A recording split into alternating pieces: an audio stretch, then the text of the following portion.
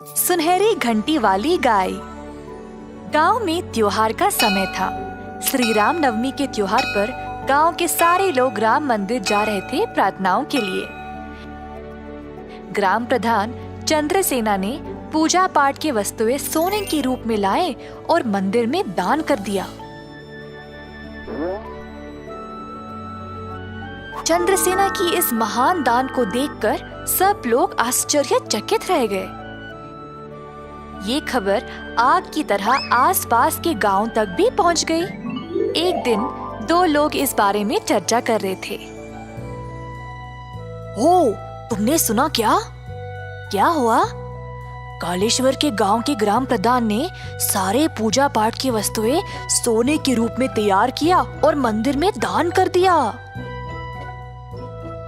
इसी दौरान एक चोर ये सारी बातें सुन रहा था और फिर उस गांव पर जाने का निर्णय ले लिया। गांव की ओर निकल पड़ा और सुबह सवेरे 4 बजे वह मंदिर पहुंच गया।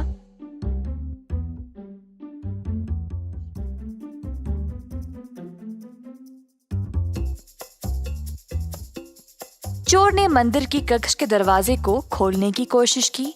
जब खुला तो अंदर सोने की वस्तुएं देखकर चकित रह गया। जल्दी में उसने आगे की सीढ़ी नहीं देखी और फिसल गिर पड़ा। जो भक्त मंदिर में सो रहे थे जाग गए और तुरंत उस दिशा में गए। चोर वहां से जल्दी भागना चाहता था। तुरंत उसने एक सोने की घंटी उठाई और वहां से भाग निकला।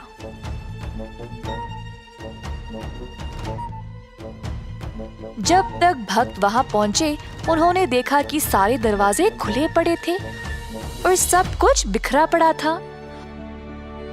उनको समझ आ गया कि वहां चोरी हुई थी।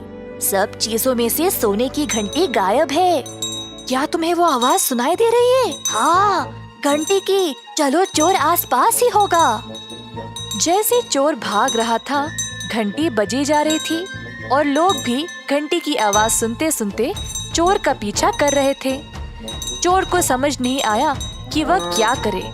उसने घंटी को पास वाले खेत में एक गाय के गले में बांध दिया और भाग गया। जैसे घंटी बजना बंद हुई, लोगों को समझ नहीं आया कि चोर किस दिशा में भागा। हर जगह ढूंढकर वापस चले गए। अगले दिन चोर वापस खेत पर आया और घंटी गाय से वापस लेने की कोशिश की, परंतु गाय उससे दूर भागने लगी। चोर भी गाय के पीछे भागने लगा। गांव वालों ने ये देखा और जानना चाहा कि ये आदमी गाय के पीछे क्यों भाग रहा था।